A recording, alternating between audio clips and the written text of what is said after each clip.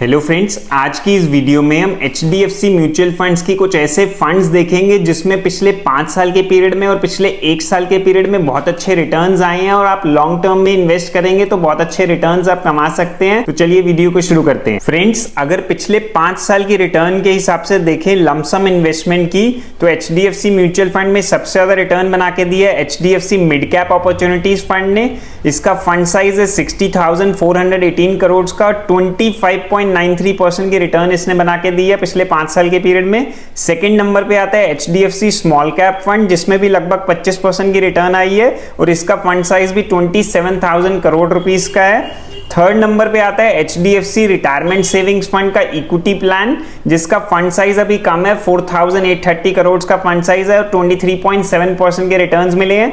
इसके बाद आप देख सकते हैं इंफ्रास्ट्रक्चर फंड में 23%, large and mid cap fund में 23%, फोकस 30% फंड में 22% की रिटर्न आई है, फ्लेक्सी कैप फंड में 21% की रिटर्न आई है, हाउसिंग अपॉर्चुनिटीज फंड में 19.5, ELSS टैक्स सेवर फंड में भी 19% की रिटर्न अपने को मिली है, कैपिटल बिल्डर फंड में 18% की रिटर्न मिली है। तो ये कुछ फंड्स हैं जो बहुत अच्छा परफॉर्म कर रहे हैं HDFC म्यूचुअल फंड्स के।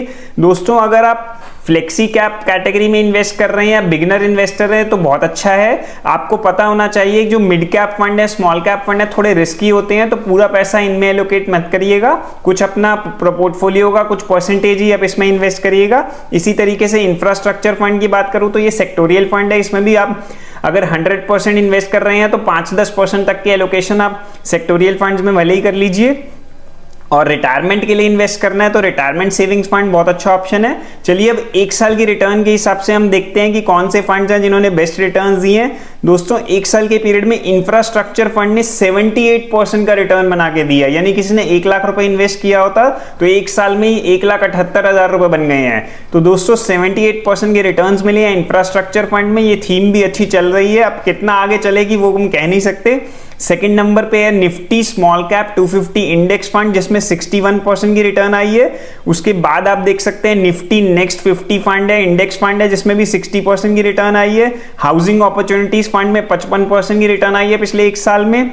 मिड कैप फंड में भी 53% का रिटर्न आया। Nifty mid cap 150 index fund में 52% का रिटर्न आया। मल्टी कैप फंड में 48% का रिटर्न है। लार्ज एंड मिड कैप में 46%। इसी तरीके से निफ्टी 100 इक्वल वेट इंडेक्स में भी 46% का रिटर्न आपने को देखने को मिला है। स्मॉल कैप फंड की बात करें तो 45% का रिटर्न आया है इसमें भी।